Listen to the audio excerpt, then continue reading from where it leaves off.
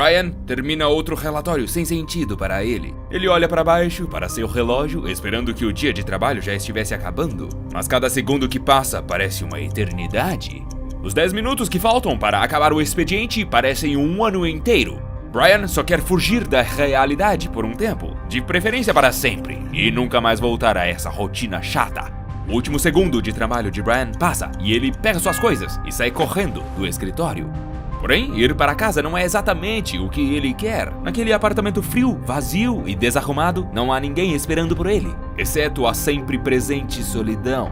Sabrina, a garota por quem Brian é loucamente apaixonado, tinha desaparecido há 7 anos. Ele desistiu dela há muito tempo e parou de tentar encontrá-la, mas a dor dessa falta ainda não tinha diminuído até agora.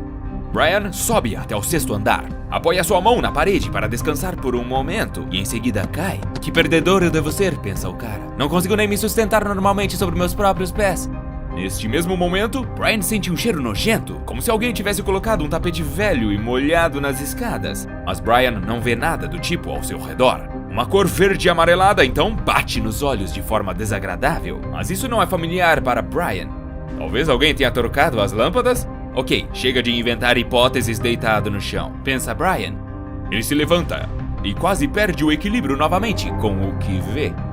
Tudo ao seu redor estava diferente. Não sobrou um traço sequer de sua entrada habitual com tinta descascando nas paredes. Estava cercado por cômodos revestidos com papel de parede amarelo. Lâmpadas fluorescentes no teto iluminam o local com uma ácida luz verde amarelada. O zumbido dessas lâmpadas soa particularmente alto e de modo perturbador, fazendo Brian sentir um crescente sentimento de terror. Coitado não tem outra escolha a não ser verificar a área ao redor, para tentar encontrar uma maneira de sair dali para outro lugar. Corredores intermináveis e salas vazias se estendem em todas as direções e se entrelaçam em um labirinto contínuo e impenetrável. O zunido das lâmpadas, bem como sua iluminação insuportável, continua desgastando a mente de Brian. Começa a parecer como se o mundo inteiro, desde o início dos tempos, tem sido de tal cor, e tudo parece tão dolorosamente desagradável. Como se delirando, Brian se move por entre os cômodos. Atenção, por favor. Apresento a vocês meu produto ultra fofo e de edição limitada. O bonequinho é super macio e feito de materiais sustentáveis. Eu já tenho um. Você quer um pra você? Então clique no link da descrição e compre um Detetive Void todo seu. Ele não consegue deixar de sentir que está vagando em círculos, já que tudo parece a mesma coisa. Em certo momento, Brian tem a impressão de que está eternamente vagueando por intermináveis quartos e corredores. De repente, o monótono zumbido das lâmpadas é quebrado pelo som de passos rápidos de alguém atrás de Brian. Esses sons dão em Brian calafrios da cabeça aos pés. Se tem uma pessoa em um lugar tão terrível, não vale a pena querer conhecê-la. Brian acelera seu andar. A criatura atrás dele pode ser ouvida também, aumentando sua velocidade. Perseguido por alguma criatura desconhecida, o cara começa a correr com toda a intensidade que pode. Depois de correr por dezenas de quartos e corredores, Brian se sente exausto. Parece que não há mais ninguém perseguindo-o. O cara descansa suas mãos em seus joelhos para recuperar o fôlego. E nesse mesmo momento, ele sente a mão de uma mulher tocar seu ombro. Então ele ouve uma voz dolorosamente familiar, ou chamando pelo nome. O homem olha para cima e vê Sabrina bem na frente dele. Sua aparência era a mesma do dia em que desaparecera e tinha até o mesmo recente arranhão em seu rosto. Sabrina diz que estava esperando por Brian às 7 horas. 7 horas? A garota fala a seu namorado que não faz ideia de como tinha acabado naquele lugar horrível. Brian por um momento se esquece de que está em um lugar onde não se pode confiar em ninguém. Ele está cego pela alegria desse tão esperado encontro com Sabrina. Brian olha para as mãos de sua amada, sem tempo para notar que a cabeça dela tinha agora ficado sombria. Sua mandíbula projeta-se para fora e dela sai uma longa língua de cobra. O lugar em que Brian estava é conhecido como bastidores. Este local não está em nossa realidade. As pessoas podem acidentalmente e por negligência sair de nosso mundo familiar e acabar nos bastidores. Alguns deliberadamente procuram um caminho até lá, mas quando chegam, amargamente se arrependem. Nos bastidores, há uma enorme rede de salas e corredores intrincados. Alguns acreditam que os bastidores são infinitos. Outros creem que eles têm seus limites, e alguns até quantificam a área em 600 milhas quadradas. As pessoas que vêm aqui têm um sentimento de déjà vu. Para elas, parece que já viram este lugar na infância, ou talvez em seus pesadelos. Os bastidores são exatamente como Brian os viu. A abundante cor verde amarelada machuca os olhos, e é impossível escapar do contínuo zumbido das lâmpadas fluorescentes. Ao longo de toda a história da humanidade, um grande número de pessoas já caiu neste terrível lugar, mas ninguém nunca voltou. O tempo não passa aqui. As pessoas sentem a passagem do tempo e o ponteiro dos segundos de seus relógios funcionam normalmente. Mas isso tudo é apenas uma ilusão. Portanto, se uma pessoa não for morta pelos vários seres do lugar, ela pode ficar nos bastidores por uma eternidade. Todos acreditam que há criaturas anômalas terríveis nos bastidores, e a maioria está convencida de que encontrá-las é inevitável. Todos que entrarem nos bastidores começarão sua jornada no nível 0. Foi aqui que Brian experimentou pela primeira vez a atmosfera desconfortável, com todos os corredores fluorescentes iluminados. No entanto, quanto mais se avança, pior fica. Embora algumas pessoas pensem que os bastidores têm um só andar, na verdade não é assim. De acordo com a maioria das pessoas, existem 9 níveis principais, mas na realidade tem mais. Ao mesmo tempo, é difícil de confirmar se existem mais de um andar devido ao pequeno número de testemunhas.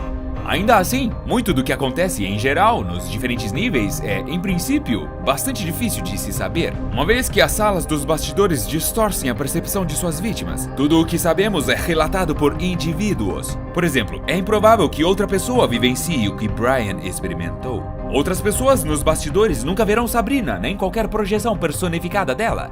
Apesar de alguns andares do lugar possuírem propriedades distintas, cada pessoa tem uma percepção única do local. Como eu disse antes, nos bastidores, obrigatoriamente você vai se encontrar com várias entidades, cujas aparências podem assustar até pessoas muito corajosas. Entretanto, alguns habitantes desse espaço são bastante inofensivos e podem se tornar companheiros confiáveis durante a eterna estadia nos bastidores. Mas suspeitar de todas as entidades é o melhor a se fazer, pelo menos até você se sentir confortável nesse bizarro mundo. Provavelmente existem mais criaturas agressivas e mortais aqui do que inofensivas. E, infelizmente, há pouquíssima informação sobre as entidades mais formidáveis e sobre quais maneiras que poderiam ser usadas para combatê-las. Deixe-me lembrá-lo que nenhum andarilho perdido jamais retornou dos bastidores. Não tem como sair dessa. Mesmo depois de morrerem, os indivíduos podem continuar vagando pelos corredores verdes-amarelos. Com essa informação, você provavelmente já deve ter se perguntado: quem compõe essa maioria formadora de opinião sobre aspectos dos bastidores? São numerosas pessoas que estão presas lá para sempre. Elas se auto-organizam em grupos para sobreviverem e lutarem contra os entes, e até mesmo uns contra os outros.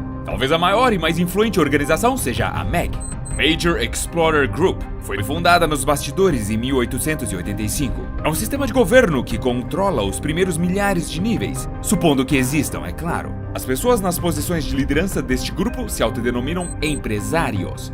Sua tarefa é estabelecer ordem dentre o caos que existe dentro dos bastidores. Além disso, eles ajudam a guiar todos os novos andarilhos. Numerosos agentes da MAG, usando bancos de dados especiais, dão conselhos aos andarilhos perdidos e buscam amenizar suas primeiras impressões sobre todos os horrores dos bastidores. Na verdade, foi com base no banco de dados criado pelo MAG que eu levantei todas as informações sobre os bastidores que eu precisava. No entanto, nem todos concordam com as políticas do MAG. Seus objetivos diferem com os das outras organizações. Alguns só querem estudar as anomalias dentro dos bastidores, e outros desejam destruir todos os entes. Alguns até se utilizam de entidades mortas e com elas produzem vários bens artesanais. Então, para sobreviver nos bastidores, você precisa saber não apenas sobre todos os entes, mas também sobre grupos guerrilheiros rivais.